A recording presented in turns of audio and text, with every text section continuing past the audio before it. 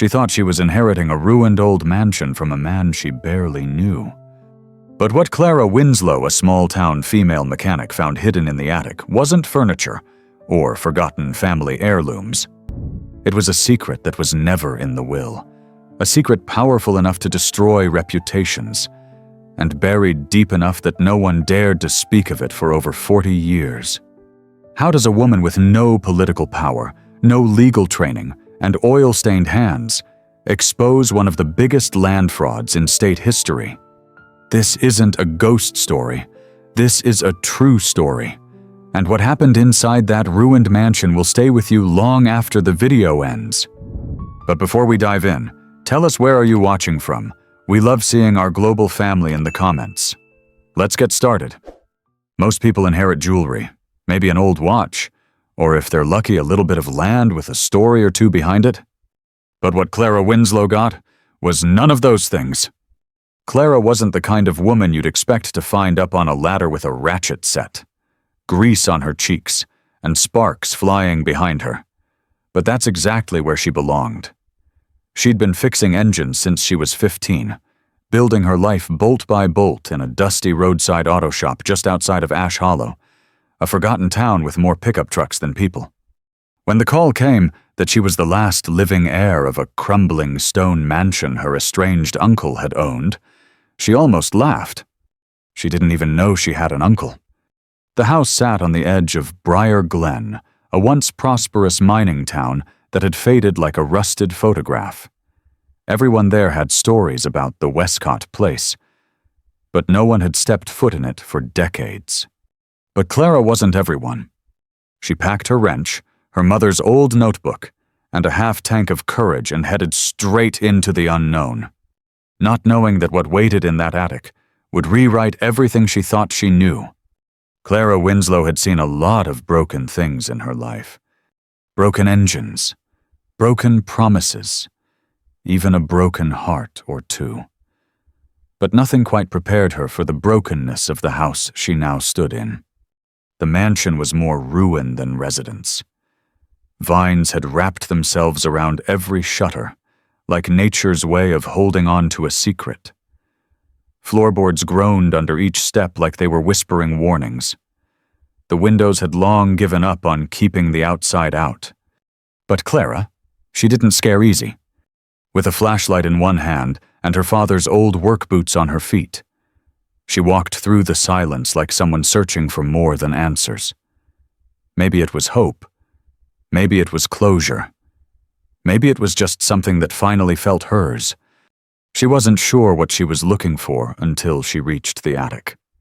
The staircase was narrow and steep, and the door at the top was swollen shut, warped from years of moisture and neglect. She had to shoulder it open with a grunt, the wood finally giving way with a groan that echoed like a sigh from the house itself. Dust filled her lungs. Light cut through the cracks in the roof like blades.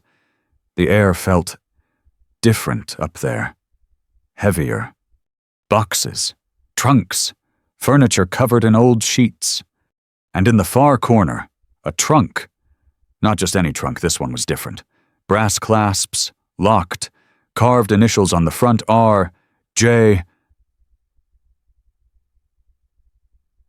She didn't know what made her zero in on that trunk, but her hands were already reaching for it. The lock was old but not complex. With a bit of coaxing and a flathead screwdriver, it popped open. Inside was nothing she expected. Letters, dozens of them, all in the same handwriting. Receipts, land maps, old blueprints, newspaper clippings dating back to the late 1960s. One had a headline that made her freeze. Local families displaced as mining company expands. Westcott family acquires 300 acres. Clara's heart began to pound. She read through document after document land transfers, many of them signed under questionable names, a few with forged signatures. Some showed entire properties being bought for less than $1 from widows, from war veterans, from people who couldn't read or write, all of them signed away with the Westcott family crest at the bottom. She found a folder labeled Confidential, stuffed with memos between a man named Richard J. Westcott and officials in the county office. There were payments, bribes, redacted names, dates that aligned with a scandal Clara vaguely remembered her mom whispering about when she was a kid, something about people losing everything they had for progress. And then, the letter. It was addressed simply to the one who finds this. I pray you're braver than I was. The writer confessed to falsifying deeds, stealing land from poor families, working with state officials to cover it up. He admitted to being part of something bigger, something that destroyed lives. I tried to walk away, the letter said. But you don't walk away from men like that. You vanish. Or worse, they make you vanish. Clara's hands were trembling. She sat there, surrounded by dust and silence, the house creaking around her like it was remembering everything she had just learned. She thought she came here for a house a broken shell to maybe fix, maybe flip. But what she'd inherited wasn't wood or stone. It was a truth buried in silence, a secret that never made it into the will. And now it was hers. She looked out the attic window, down onto the town she had grown up hearing whispers about, a place that always seemed to carry a quiet grief. And for the first time, she understood why. Someone had stolen more than just land.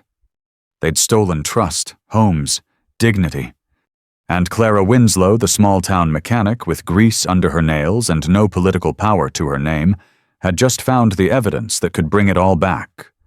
But first, she'd have to survive what came next. Clara didn't sleep that night. She tried.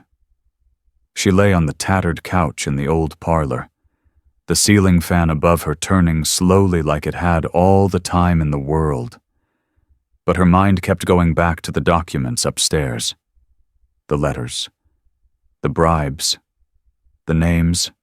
That letter, to the one who finds this, haunted her more than she expected. It felt personal, like it had waited just for her. By sunrise, she had the entire attic sorted. She stacked the files neatly, sealed them in a plastic tub, and locked it in her pickup truck. Something told her it wasn't safe to leave them inside the house. But that sense of caution, it wasn't paranoia. It was prophecy. That night, around 12:17 a.m., someone knocked on the door.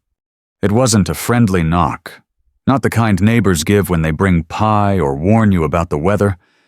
No, this was the kind that made your spine stiffen, the kind that comes with a silence so heavy, even the crickets stop singing.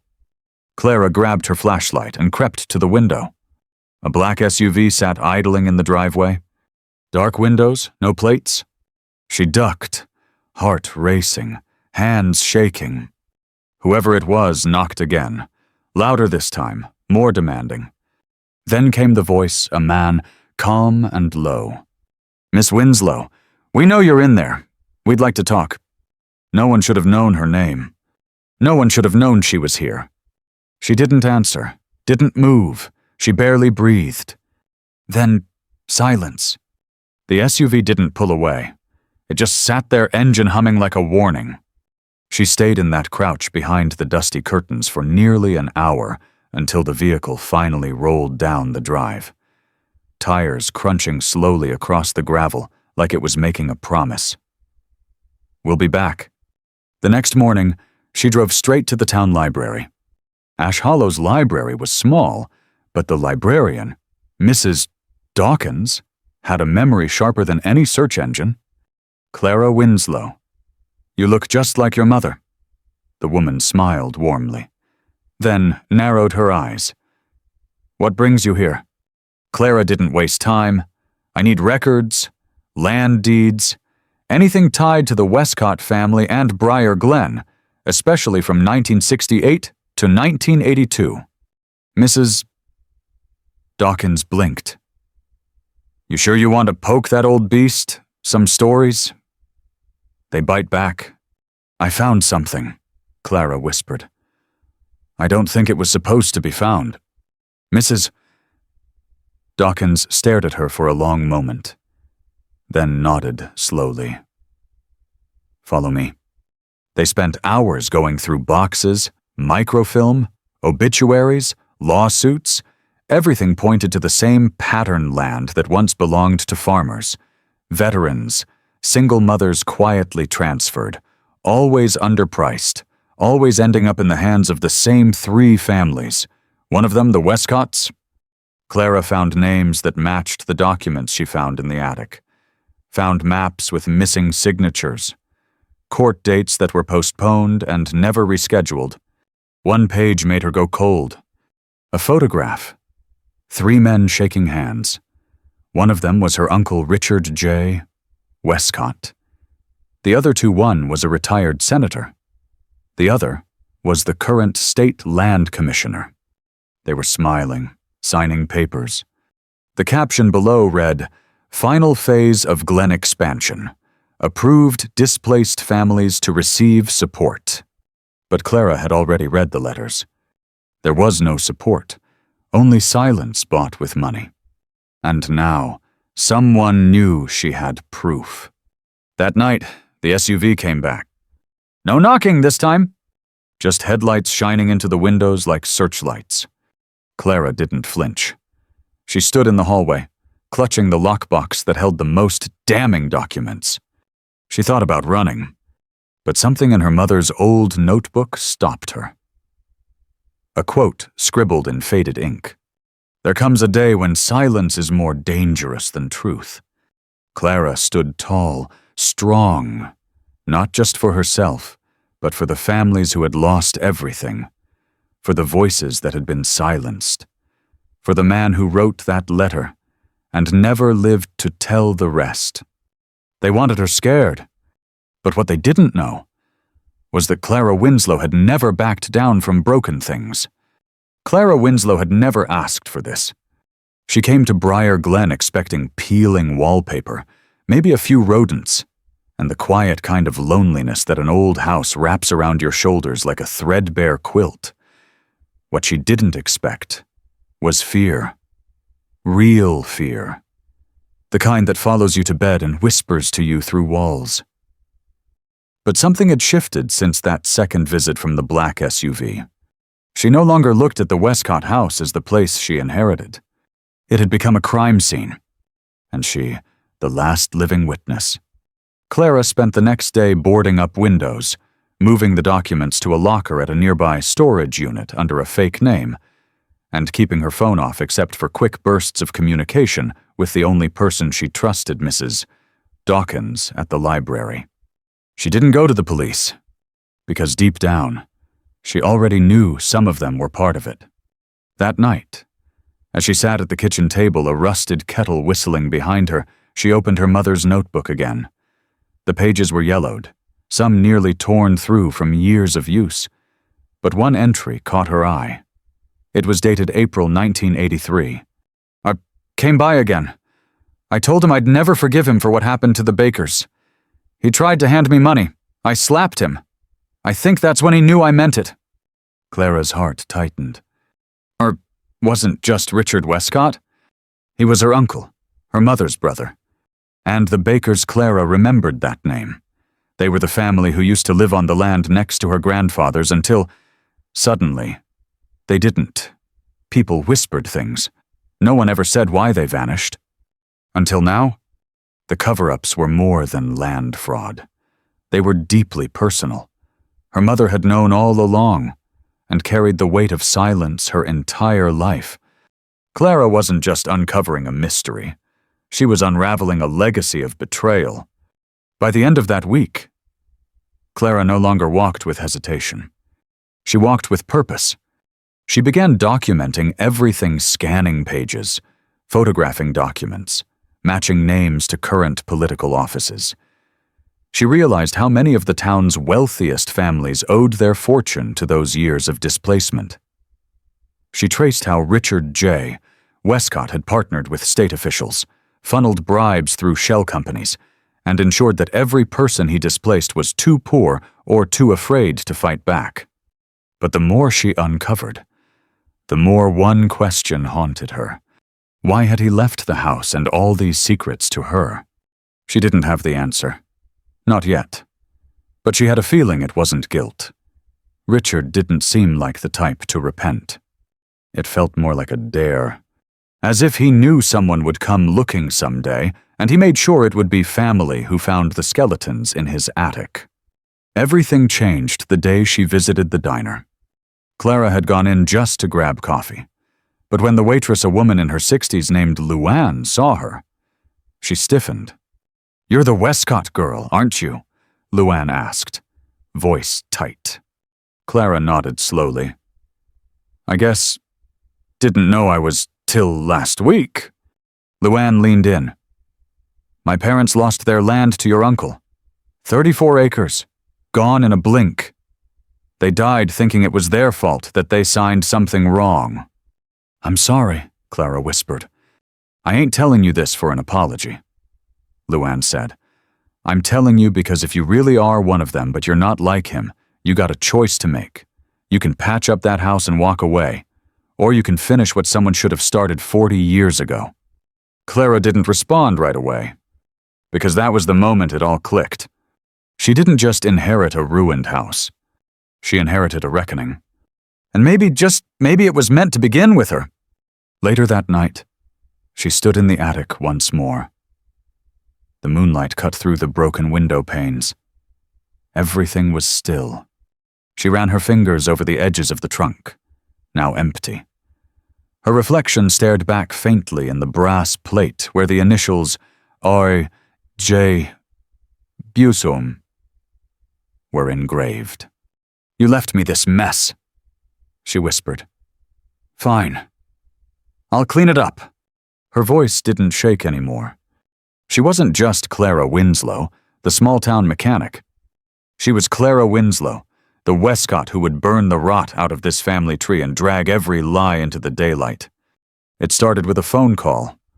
Clara stood outside the storage unit, the cold wind of early spring slipping down her collar as she held the burner phone to her ear. Her heart thudded like an engine too long idle. "Hello? This is Deputy Editor Carson from the Ash Hollow Gazette. Who am I speaking with?" Clara hesitated, then spoke carefully. "My name's Clara Winslow. I have documents, original ones, that prove the Westcott land empire was built on fraud and forced displacement, bribery, forged deeds, names of officials still in power." Silence. "Then you need to come in. Today. And bring copies." The Gazette wasn't exactly the New York Times. It was a 2-story brick building with a squeaky door and an office that smelled like paper and deadline sweat. But Clara didn't need a national outlet. She needed someone brave enough to print the truth and local enough to know who would want it buried. Editor Carson listened in stunned silence as she laid everything out. She showed maps with signatures that didn't match, side-by-side photos of homes that were taken, and the letter from her uncle. The one that started it all. "You know what you're sitting on?" Carson finally asked. "Yeah," Clara replied, steady. "And I'm done sitting." The story broke 3 days later. Front page, bold headline. "Westcott Harris uncovers massive land fraud. Names still in office." Within hours, the phones started ringing.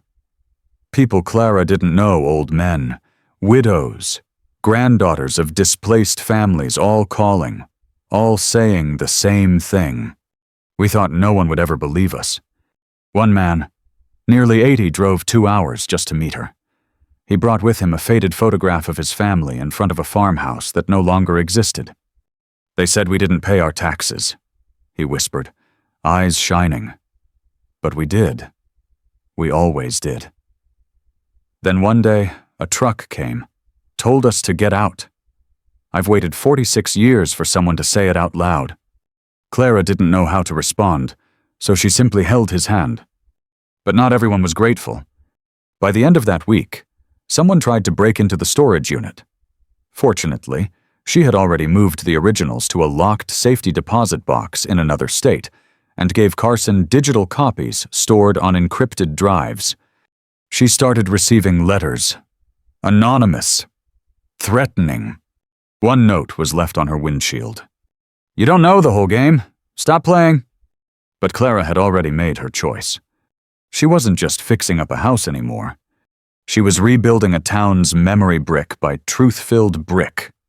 The Gazette article was picked up by a larger regional paper, then the state press. By the second week, Clara Winslow was being called a whistleblower. She was invited to speak at a local community forum, small, informal, just folding chairs in a town hall. She didn't want to go. "I fix engines," she told Carson. "I don't fix people." But Carson replied, "You already did. Now they need to hear your voice, not just your courage." So she went.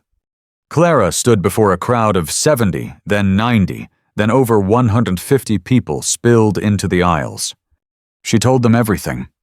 Not as a politician, not as a hero, but as a mechanic who got tired of silence. And when she finished, they didn't just clap. They stood, not just for her, but for themselves. That night, sitting on the porch of the Westcott house, Clara looked out over Briar Glen as porch lights flickered on one by one. She didn't feel small anymore. She didn't feel like the girl who got laughed at for smelling like motor oil and grease. She felt like a woman who had turned an attic of secrets into a map of justice. She didn't know what the next battle would look like. Court dates were likely coming, maybe worse. But for the first time, she wasn't alone. People were talking again, telling their stories, connecting dots, organizing. And at the center of it all, not because she asked for it, but because she refused to walk away, was Clara, the mechanic girl who inherited a ruined house and turned it into a stage for truth. The strange thing about becoming brave is that it never feels like bravery in the moment. Most days, Clara still felt like that girl in oil-stained coveralls, fiddling with bolts on a stubborn engine, wondering if her life would ever mean more than a handful of late-night jobs and forgotten paychecks. But now, people looked at her differently. At the grocery store, a man she didn't know nodded at her and whispered, "My grandfather lost everything to them." "Thank you." A kid from the high school stopped her at the gas station. "Are you the lady with the attic story?" he asked. "We learned about you in social studies. You're kind of famous now." Famous. That word didn't sit right with Clara. She hadn't done any of this to be known. In fact, she had spent most of her life just trying not to be forgotten. But fame wasn't all applause and thank you notes. She got followed. Twice. Once by a man in a gray sedan who didn't even bother to hide the camera phone pointed at her. The second time, someone left a newspaper article about her taped to her windshield, with red ink slashing across her face. "Liar!" She tried to tell herself it didn't matter. That truth would win in the end. But some nights, when the house creaked a little too long after dark, or when the wind pushed the attic door open just a little too wide, the fear crept in. Fear she never asked for, but refused to run from. That was when Clara realized the difference between who she had been and who she was becoming. Before all this, she never raised her voice unless an engine refused to listen. She never made waves, never picked fights. Now she wrote op-eds. She stood in town hall meetings demanding investigations. She confronted men in suits and ties with the calm fury of someone who knew the truth and had nothing left to lose. She began organizing a legal fund for displaced families. She contacted law students at the state university, journalists from the Capitol, even historians who wanted to build a full public archive of the Westcott files. And she opened the Westcott House not for sale, not for renovation, but as a community documentation center. Every room held a story. The living room became a reading space. The attic remained untouched, except for one table where the letter from Richard J. Westcott sat under glass. She called it the reckoning room. But perhaps the most defining moment of her transformation came one rainy Thursday afternoon. A woman named Marlene showed up on the porch, holding a folded piece of paper in her trembling hands. "This was my mother's," Marlene said. "She was forced to sell her land in 1972. I didn't know until I read your story." Clara took the paper, an old, wrinkled property deed. On it, the signature had clearly been altered. Badly.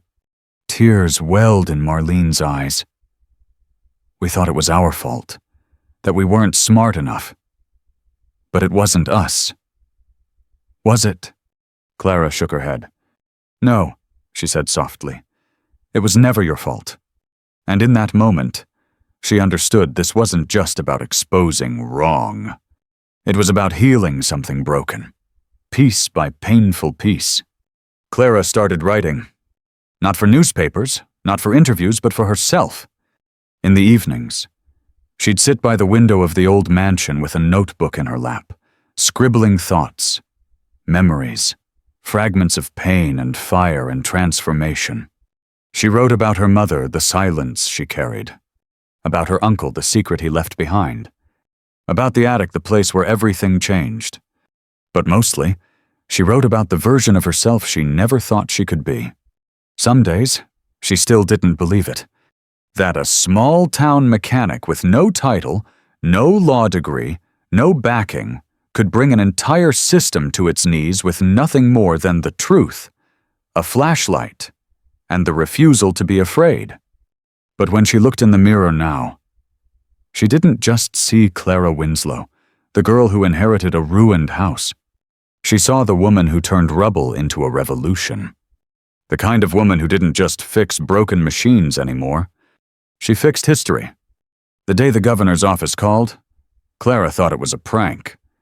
The voice on the other end was polite, professional, but she caught the nervous tremor beneath the words. He wasn't calling to congratulate her. He was calling because he knew the silence was officially broken. What Clara had uncovered in that attic wasn't just family shame. It was state-level corruption.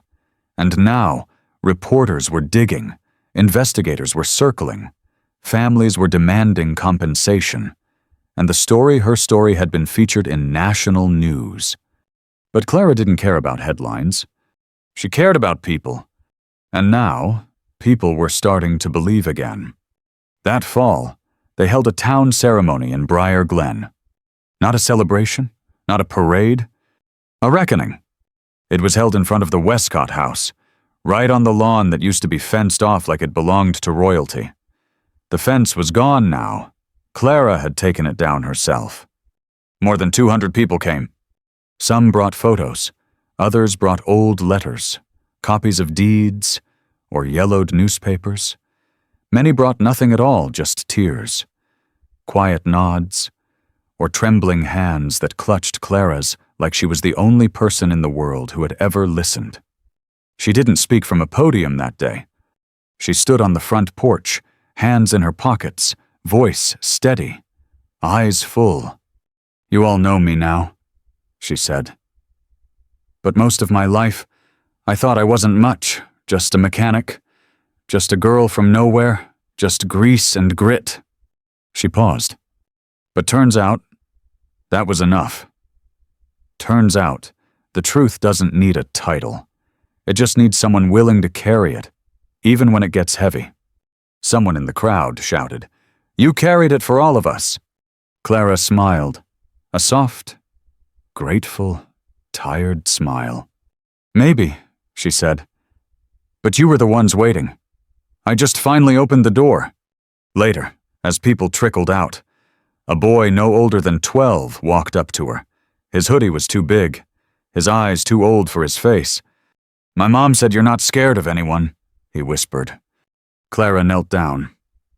"Not true," she said. "I get scared all the time." "But you still did it." "Yeah," she nodded. "That's what being brave really means." He looked down, then back at her. "I think I want to be like you." She swallowed hard. "Don't be like me," she said gently. "Be like you. Just never let fear be louder than your voice. That night, back inside the house, Clara sat in the attic one last time. The air felt lighter now, not because the truth was easy, but because it had finally been set free. She opened her mother's notebook, flipping to the final blank page. With a pen in her hand, she wrote, "This house was once built on silence. Today, it echoes with truth. Let it never fall quiet again." Then she closed the book, stood up, and turned off the attic light. She didn't look back, because this wasn't an ending. It was a beginning. Weeks later, she started a foundation. Winslow Voices, dedicated to helping rural families fight unjust land seizures and uncover forgotten histories, legal support, archive resources, emotional counseling, and yes, a mobile repair shop, because Clara still believed that fixing engines could teach you something about fixing people too. Her name was now in history books, not as the daughter of corruption, but as the mechanic who cracked open a system and dared to say not anymore. And so, the girl who once inherited a mansion she didn't want became the woman who gave her town something they never thought they'd get. Their voice back. Not with power, not with politics, but with persistence, with truth, with heart. Because Clara Winslow wasn't born brave. She became brave one broken truth at a time. And thanks to her, Briar Glen would never be the same again. Sometimes, the most powerful revolutions don't begin in courtrooms or on stages. They begin in silence in dusty attics, forgotten towns, and the hands of ordinary people who've been told all their lives that they are not enough. She taught us that bravery isn't loud. At first, it's often quiet, uncertain, and born in the loneliest places. She understood now the truth she once stumbled into didn't just belong to her anymore. It belonged to every forgotten farmer, every silenced family, every small-town soul who'd been told to stay quiet and move on. The mechanic girl who once fixed engines had become the woman who rebuilt justice, one broken document at a time. Because for Clara, and for those who dare to follow the attic, was never the end of the story. It was where the real one finally began. The end up next. 2 more true stories of strength and justice waiting for you. Click to keep watching. And don't forget to hit subscribe if you believe that silence should never be stronger than truth.